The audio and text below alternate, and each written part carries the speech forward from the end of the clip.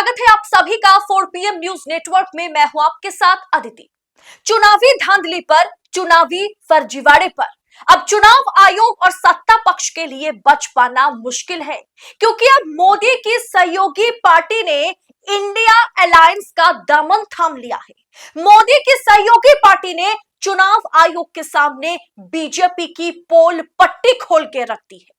जी हां, चुनाव आयोग के पास जो शिकायतें आई हैं, अब वो मोदी के सहयोगी कर रहे हैं वो शिकायतें, और सीधा आरोप मोदी की भारतीय जनता पार्टी पर लगाया गया, चुनाव आयोग पर लगाया गया। दोस्तों, पूरा माजरा आपको मैं तफसील से समझाऊंगी, तो वीडियो के आखिर तक बने रहिएगा। कई मौकों पर मोदी सरकार के लिए राज्यसभा में मददगार रहे और पहले एनडीए गठबंधन का हिस्सा रहे ओडिशा के पूर्व मुख्यमंत्री नवीन पटनायक की पार्टी बीजू जनता दल बीजेडी, जिसका एक तरीके से मोदी जी ने, बीजेपी ने खात्मा कर दिया, लेकिन फिर भी राज्यसभा में बीजेडी बीजेपी का साथ देती हुई नजर आती है। उसी बीजेडी ने, यानी एक तरीके से मोदी के सहयोगी ने, विपक्षी इंडिया अलायंस का राग अलापना शुरू कर दिया है। बीजेडी ने चुनाव आयोग से चुनावी प्रक्रिया की कैग या किसी अन्य स्वतंत्र एजेंसी से ऑडिट करवाने की मांग की है और आरोप लगाया कि पिछले साल हुए ओडिशा विधानसभा चुनावों में, लोकसभा चुनाव में बूथों पर कुल वोटों की संख्या और ईवीएम में दर्ज कुल वोटों की संख्या में अंतर देखा गया था। यानी ओडिशा विधानसभा और लोकसभा चुनाव में ओडिशा में भयंकर धांधली हुई है। दोस्तों, ममता बनर्जी की पार्टी तृणमूल कांग्रेस यानी टीएमसी के डेलीगेट्स यानी प्रतिनिधि मंडल के साथ ही बीजू जनता दल के एक प्रतिनिधि मंडल ने मंगलवार को चुनाव आयोग के ऑफिसर्स से मुलाकात करी। चुनाव आयोग के दफ्तर ये लोग पहुंच गए और चुनाव के तमाम अधिकारियों से मुलाकात करी, और साथ ही साथ यानी विपक्षी दलों की ओर से लगाए गए अनियमितताओं यानी इरेगुलरिटीज के आरोपों पर उसी सूर में सूर मिला दिया। यानी कहीं ना कहीं मोदी के सहयोगी अब ममता, राहुल, तेजस्वी, इन तमाम नेताओं के साथ नजर आए। इसके मद्देनजर अब चुनावी प्रक्रिया के स्वतंत्र ऑडिट की मांग की जा रही है। यानी अब कैग क्या चुनाव आयोग पर कहीं ना कहीं अपनी कार्रवाई करने वाली है? क्या कैग अब चुनाव आयोग के तमाम चुनावी प्रोसेस का ऑडिट करने वाला है? और जो आरोप बीजू जनता दल ने लगाया, उससे और हड़कंप मच गया कि 2024 में हुए लोकसभा और विधानसभा चुनावों में ओडिशा में डाले गए वोट और गिने गए वोटों में काफी अंतर पाया गया। यानी फिर से वही मामला सामने आया कि डाले गए वोट और गिने गए वोटों में अंतर। बीजेडी यानी बीजू जनता दल ने इस मुद्दे पर मंगलवार को चुनाव आयोग को अपना दूसरा ज्ञापन यानी मेमोरेंडम सौंपा है। बीजेडी नेताओं ने कहा है कि चुनाव आयोग को पूरी तरीके से जो कैग है उसके जरिए पूरी चुनावी प्रक्रिया का समय पर समय यानी लगातार ऑडिट कराना चाहिए और इसकी रिपोर्ट पब्लिक करनी चाहिए, इसकी रिपोर्ट सार्वजनिक करनी चाहिए। यानी जनता को जानने का हक है कि कैग ने जिस तरीके से चुनावी प्रक्रिया की ऑडिट करी है उसकी रिपोर्ट क्या है, उसे सार्वजनिक करना भी अनिवार्य है, जैसा कि कई देशों में किया जा रहा है, ऐसा बीजू जनता दल के तमाम नेताओं ने कहा है। अब जहां लोकतांत्रिक रूप में चुनाव कराए जाते हैं वहां ऑडिट जरूरी है दोस्तों, लेकिन हमारे देश में चुनाव आयोग किस तरीके से काम करता है ये भी हम जानते हैं, और उस कामकाज का अगर ऑडिट कराया जाए, वो रिपोर्ट भी क्या हमारे सामने रखा जाएगा या नहीं, क्या वो रिपोर्ट जो है उसे बाहर किया जाएगा, ये भी बड़ा सवाल है।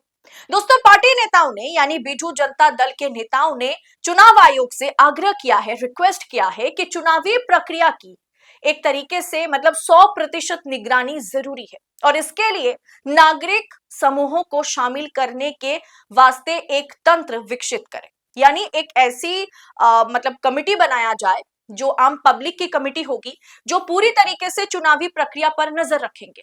उन्होंने आयोग से यह भी कहा कि वो चुनाव प्रक्रिया में भरोसा सुनिश्चित करने के लिए बूथ स्तर पर मतदान के साथ साथ मतगणना के दौरान एक तरीके से ऑडिट कराने के लिए एक तंत्र तैयार करें। यानी मतदान के दौरान एक ऑडिट टीम की जरूरत है और मतगणना के समय यानी काउंटिंग के दौरान भी एक ऑडिट टीम की जरूरत है। और ऑडिट टीम ये सुनिश्चित करेगी कि क्या मतगणना या काउंटिंग सही तरीके से की गई है या नहीं। पिछले विधानसभा चुनाव में हार का सामना करने वाली बीजेडी ने एक तरीके से मतगणना के दौरान जिन मशीनों का इस्तेमाल किया जाता है उस पर भी कहीं ना कहीं सत्ता से सवाल पूछ लिया है। यह भी कहा गया है कि मतदान केंद्र पर सभी वीवीपैट पर्चियों का ईवीएम में डाले गए वोटों के साथ मिलान कराने की भी सुझाव दिए। दरअसल ये कोई नया मामला नहीं है दोस्तों, ये मामला इससे पहले सुप्रीम कोर्ट भी जा पहुंचा है कि मतदान केंद्र में वीवीपैट एक तरीके से ईवीएम में डाले गए वोट और वीवीपैट से निकली पर्चियों के बीच 100% मिलान का जो मुद्दा है वो सुप्रीम कोर्ट पहुंचा था, लेकिन सुप्रीम कोर्ट ने इसे बेकार बताते हुए इस याचिका को ही खारिज कर दिया था कि वीवीपैट और ईवीएम के बीच 100% मिलान की जरूरत नहीं है, सिर्फ 5% मिलान ही काफी है।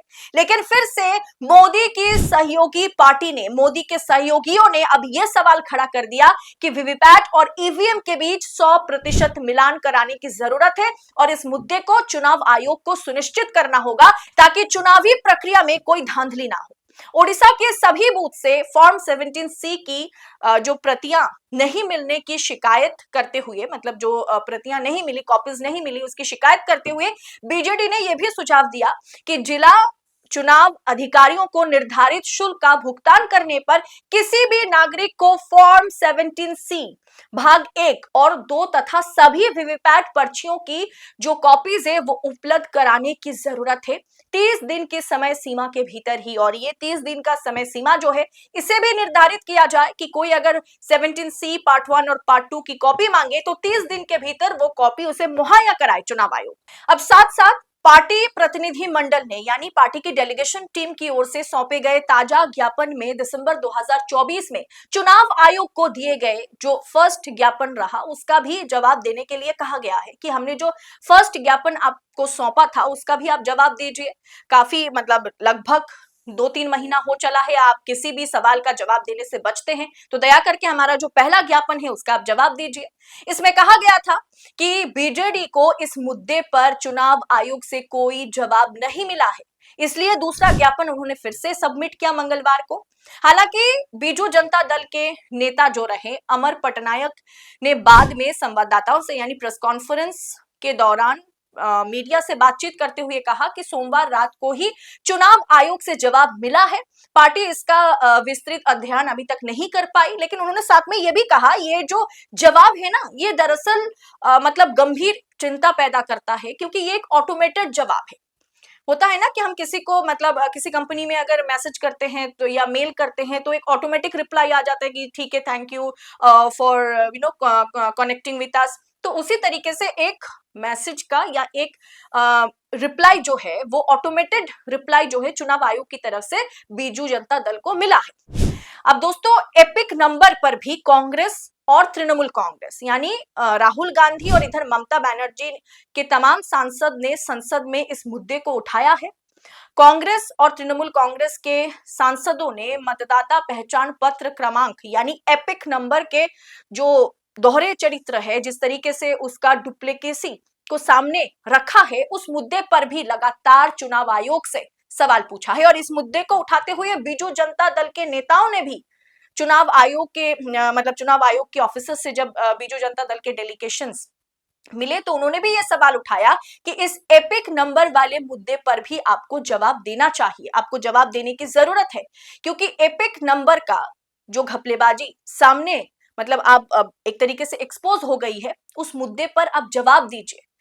कुल मिलाकर के देखा जाए तो चुनाव आयोग बुरी तरीके से घिर गया है। आकाओं के इशारे पर काम करते करते चुनाव आयोग की क्रेडिबिलिटी दांव पर नहीं लगा दोस्तों, अब क्रेडिबिलिटी खत्म हो गई है। अब चुनाव आयोग पर लोगों का भरोसा, विपक्ष का भरोसा उड़ गया है। क्या चुनाव आयोग, क्या मुख्य चुनाव आयुक्त ज्ञानेश कुमार इसे वापस कर पाएंगे? क्या इन तमाम मुद्दों पर चुनाव आयोग वाकई संज्ञान लेने वाला है? क्योंकि विपक्ष अब इस मुद्दे को जाने देने वाला नहीं है, क्योंकि विपक्ष ने खेल पकड़ लिया है कि खेल यहीं पर खेला जा रहा है। खेल जो है वो वोटर लिस्ट में, वो डाले गए वोट और गिने गए वोटों में, इसी में पूरा खेला जो है वो एक तरीके से बीजेपी खेलने की कोशिश कर रही है, जिसका पूरी तरीके से साथ चुनाव आयोग दे रहा है। दोस्तों, कैसे मोदी के सहयोगियों ने अब मोर्चा खोल दिया है। मोदी की सहयोगी पार्टी, बीजेपी की सहयोगी पार्टी बीजेडी ने राज्यसभा में, सहयोगी पार्टी बीजेडी ने जिस तरीके से बीजेपी की पोल पट्टी खोली है चुनाव आयोग के सामने, आप इसे किस अंदाज में देख रहे हैं? कमेंट कर अपनी राय हमारे साथ साझा जरूर करें और ऐसी तमाम खबरों को लगातार पाने के लिए 4 PM न्यूज नेटवर्क के साथ बने रहें। फिलहाल मुझे दीजिए इजाजत। बहुत बहुत शुक्रिया आपका। जय हिंद, जय भारत।